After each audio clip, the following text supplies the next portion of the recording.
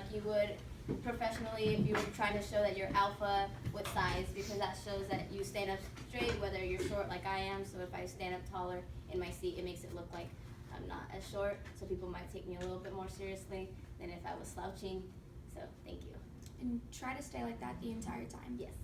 So now Brooke is going to talk about the generals of size, the definition, and how it affects us.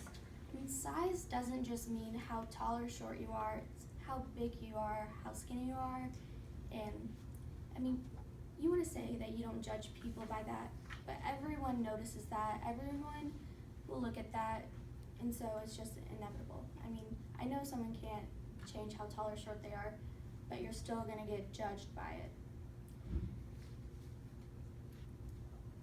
And size is definitely a very big deal in the workplace. I mean, if you're a tall, male, very deep voice, strong, you are a leader. Everyone is going to respect you. Everyone's going to look up to you. But say if you had a female boss that maybe looked like Jasmine and shorter, people aren't going to take her seriously. People aren't going to think that they respect her. They're going to try to act like your friend and not treat her like a boss, like she is. So, Thanks. And so, yes, it's very important in the workplace. And size affects me because when I'm in a group of people, I'm definitely on the outside a lot when there's tall people. And that's happened to me so many times when people try to put their arm on my head or on my shoulder and treat me like an armrest. And I want to break someone's arm because that's not cool. I am a person, not an armrest, okay? So Emily is going to talk next. Back to Jasmine. Wait, it's not. Having some technical difficulties. I broke it. Oh, yeah. Oh, you know what? Wait, no. They're doing something. Yeah, you guys are getting a sneak peek of what you guys Pretend to not look. Wait. Okay. Close your Okay, eyes. now go slowly. Yeah. Oh. Well, it's like. What? Okay, hold on. Let me, no, it's not anything you're doing. I think I can. Here.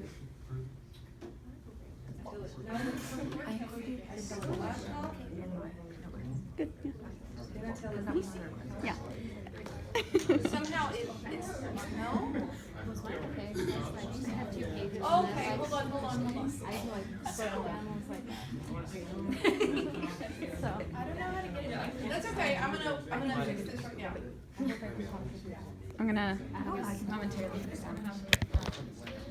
No, I want it to be. There's a dance called the Interlude. It's really fun. Oh, it's in So PDF. we're doing it like It's a PDF one? Okay. So you know what, somebody may have to come over here and just message this direction. And then, but I've broken it down where I'm speaking for like 2 minutes before and then a minute after. Because all I say after is Okay, like, now we there we go. challenge you. Here, let me move these up. Okay. Yeah, she's like, I'm out, bye y'all. Okay, go for it. okay, so whatever part of the spectrum on the size you are, whether you're tall or short, people will treat you differently. So although, like for myself, I consider myself an alpha female just because I have a loud voice and I present myself and I don't take anything from anybody. I fight for stuff.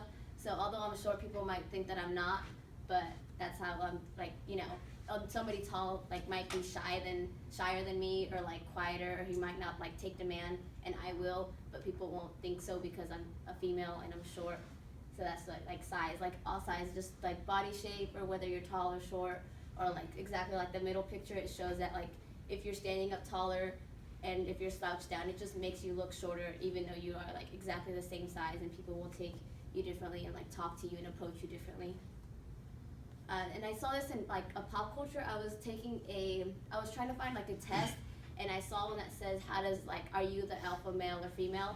And the very last question says, are you tall, charismatic, and successful? And the fact that they have tall on there is what made me like, well, I was answering these, and all of these like were either the alpha or the beta would do, and not the omega. But since I was only 2 of those things, I would say I'm not tall, so I couldn't put on all 3. I got omega and not alpha, which I believe I am, just because of my size. Although my personality and my attitude, I would say, is the opposite of that. So size affect me, I used to be a manager for the children's place, the clothing store for kids.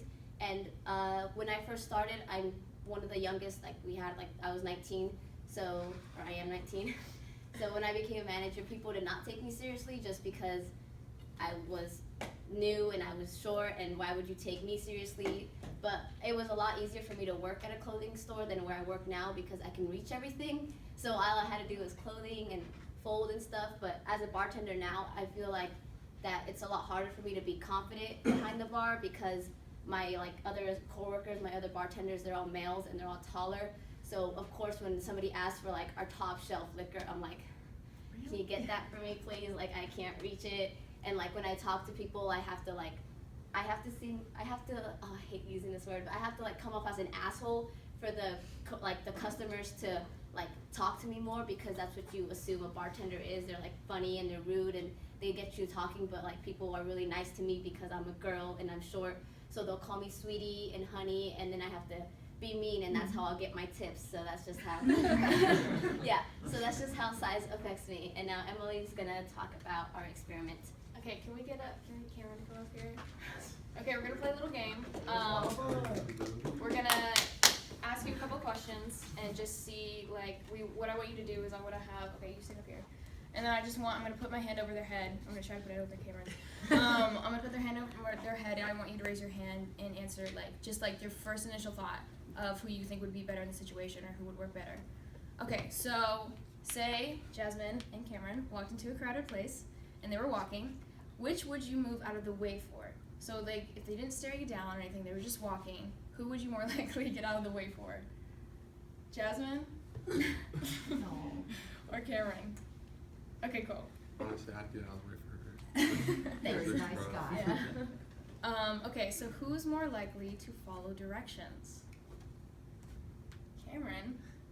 No, sorry, we know Cameron. Or Jasmine? Follow directions. Awesome, okay. And who would you think would take more risks in a situation? Jasmine? Or Cameron? No. Okay. Awesome, that was our game. Alright. Okay. Okay, so then we did an experiment. We did an experiment. We went to Northeast Mall and we all met up, and we had Vincent dressed up in a suit, as you can tell. That's part of those people. And we had him dressed up in a suit, and we went to Nordstrom's and we went to the men's shoe section. Sorry. The shoe section, and we had him go up there and just kind of come off as authoritative and superior. And there was a woman and a man working there, and the woman approached him first, and she seemed kind of standoffish and maybe slightly intimidated by him. And she kind of let him go, and he was just kind of looking around and pretending to buy shoes. At one point, he actually did buy clothes. And then we had the guy approached him. He was much more helpful and came out with a pair of shoes and seemed much more receptive towards Vincent than the girl did. And then we had Brooke go up there, and she was wearing just kind of modern clothes. She wasn't dressed up he was wearing a tux. And Brooke went up there, and the lady was much more receptive towards her, and she was much more helpful towards her. Brooke maybe was shopping for her boyfriend or her father. So it seemed that men may be more receptive towards men when shopping in instances like that, or size, and women seem more receptive towards women. And then we also went to Sephora, and me, Brooke, and Jasmine walked in, and Brooke was wearing a lot of makeup. What she's wearing now, which was really pretty, and I was wearing a moderate amount, not really any, and Jasmine was about the same. None. Okay. And we were just seeing how fast someone would approach us and if they would be helpful towards us. And Brooke got approached right away, and that makes sense. It's kind of okay, you're gonna approach her because she's wearing a lot of makeup. She knows about makeup. I got approached 7 minutes after I walked in, and then Jasmine was not approached at all. I also went to Sephora. Oh, I was gonna say that.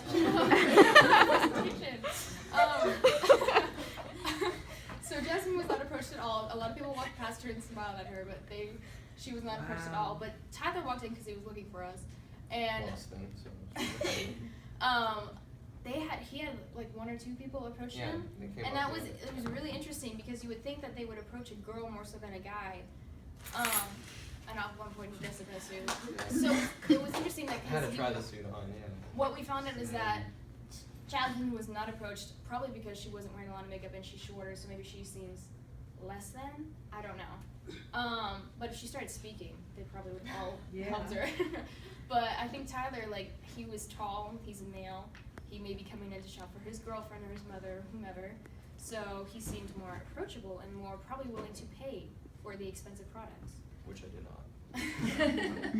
So, and size affects me in my life, not too extremely. I mean, I'm kind of a tall girl, so I think that I have a little more authority than some shorter girls like Jasmine, and I'm a manager at my job as well. And I'm taken a little more seriously than I want to be because I'm really young and immature. So, and like, I feel like I live in a world where it's like more men are taken seriously than women, and it's actually statistically proven that I think in this generation there are more men in the world than there are women. So that just goes to show that we live in a man's world, which, you know, is understandable. And then also, like, girls have a lot of stuff thrown at them, a lot of like, what is the word? Words and like their expectations in society. So I would say it's a lot harder for a girl to live in this society than a man. So yeah. Now, All Tyler right. talking about expressions. So, learning expressions of communication. We got some awesome pictures up here showing what feeling happy and bored and angry looks like. So, a lot of when you're communicating with people, it's mostly nonverbal. It's like 90% nonverbal. Posture is a big part of it. So if you're sitting up straight, feel more confident. You get your point across a lot better. Same with body movements. If you're sitting next to someone or you're talking to them and you're facing them, they seem more in tune with you, as if they weren't like facing, if they're facing the other way. Eye contact is very important as well to show that you're paying attention to someone. Same as eye placement, depending on like where you're looking at the person, and facial features, which these are all different facial features. So. All right. So how does situational context impact you? Context impact your form of nonverbal communication. So me and Vincent went to go try like suits on and stuff, and Vincent got treated a lot more seriously than me because he was already wearing a suit. And so like it took me a while to have like someone come up to me and ask like, oh, can I help you today, blah blah. And then they did start helping me because I told them I was looking for like a suit for prom. So yeah. So how does size affect me?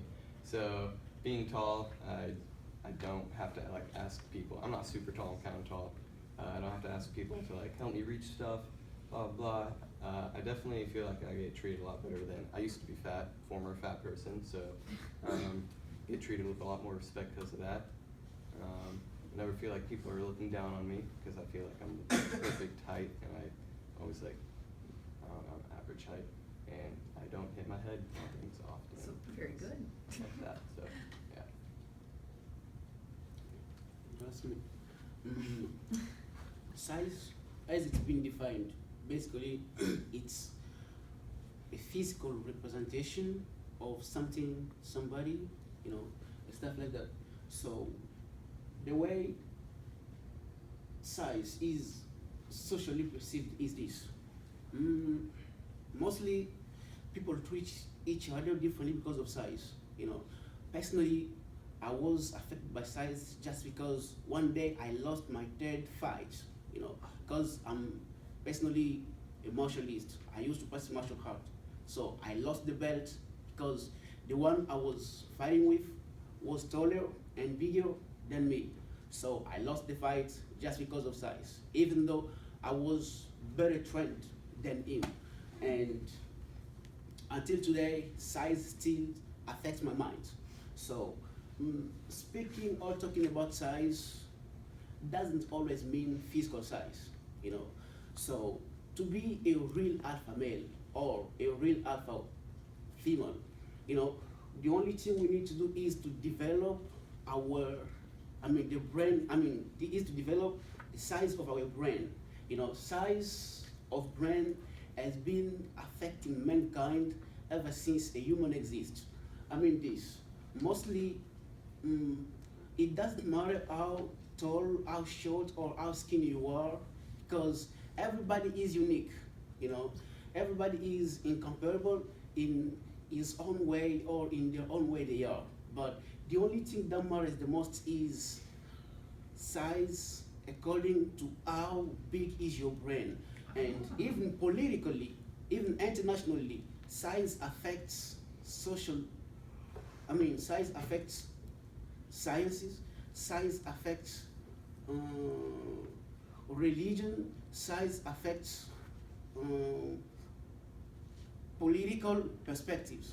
Just let me explain one thing about this. If today, or if nowadays, the United States is the most powerful country in the world, because its size is perceived in some ways. The first way is it's perceived in weapons, not only because they have big weapons. No, it's not about big weapons, but it is about how their technology is most advanced, and stuff like that. So size is politically measured in weapons, demography, economy, and also the hugeness of the country. So this is why Vladimir Putin, the Russian president, was trying to annex Crimea to his country. It's been like 2 or 3 years ago, just because he knew the more the country is big, the more they are becoming powerful. The more we develop our brain, the more we are being considered as alpha male or alpha female. So this is the way I was trying to explain size, personally. Good deal. Yeah. And Okay. how does size affect me? Size gives the impression of power. Just as I've been telling you, the one I was fighting with was seemingly more powerful than me. And this is what was actually done, because I couldn't win the battle, because he was physically bigger and taller than me. And size inspires knowledge. For most people, a tall man or a tall woman, she inspires knowledge. So just understand what I mean. And size makes people treat themselves differently. Mostly in the world of martial arts, someone who is bigger or taller has 50% of chance to win the battle, because he seems to be more powerful than the other. And as I've been stating before, everybody is unique, incomparable, and no matter how short certain people may be. That's it. Thanks. Okay, so back to the posture thing. Were you able to keep up your posture the whole time? No? No. I've I've been looking at I've been people. observing, so why posture is important, obviously you could tell that it's really helpful if you're in an interview or a work situation, that it really looks a lot better, a lot cleaner, a lot more professional if you keep better posture, keep your shoulders straight. And also it can affect your physical appearance, well, not physical appearance, but like your your body itself. Like in your future, if you don't keep better posture, you may or may not have back problems. Like it could lead to scoliosis or stuff like that. It has happened before. Yes, it will. So Back problems, yes. size, does it affect you? I think that it depends on the person, but I think for most people it does affect you, and it does affect the majority of people, and it has affected all of us in our lives. So I'm sure it's affected yours. So thank you.